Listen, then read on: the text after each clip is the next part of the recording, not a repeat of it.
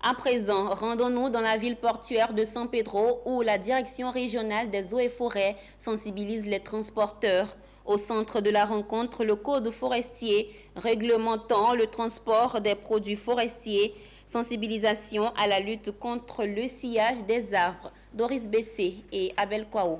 À San Pedro, cette rencontre entre les forestiers et les transporteurs était attendue. Il s'agissait pour la Direction régionale des eaux et forêts de renforcer leurs capacités sur des sujets d'actualité dans l'économie forestière en Côte d'Ivoire. Il s'agissait entre autres de faire connaître aux transporteurs les articles du Code forestier réglementant le transport des produits forestiers, les sensibiliser à la lutte contre le sillage des arbres, établir une base de collaboration franche entre les services forestiers et les syndicats des transporteurs. Depuis un certain temps, notamment fin décembre 2021, nous avons constaté que nos transporteurs se rendaient inconsciemment ou consciemment coupables d'activités infractionnelles au niveau du secteur forestier. Très souvent, nous interpellons des véhicules qui les appartiennent et dans ces véhicules, nous retrouvons des produits frauduleux, forestiers frauduleux, qui sont transportés d'une localité à une autre.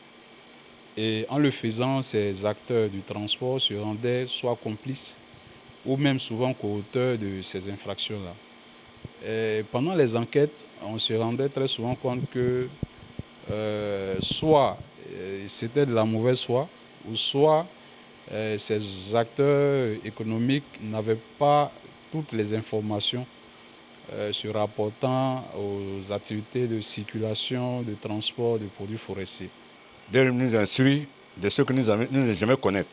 Il y a des textes que nous ne connaissons pas, et nous a montré ça. Tellement j'étais étonné, vraiment été ravi de cette réunion. Donc je vais informer mes collaborateurs, nous avons convoqué une réunion dans le meilleur délai pour informer les chauffeurs, les transporteurs pour cette loi-là. Cette sensibilisation de la Direction régionale des eaux et forêts se tient au moment où la Côte d'Ivoire accueille la COP 15 contre la désertification.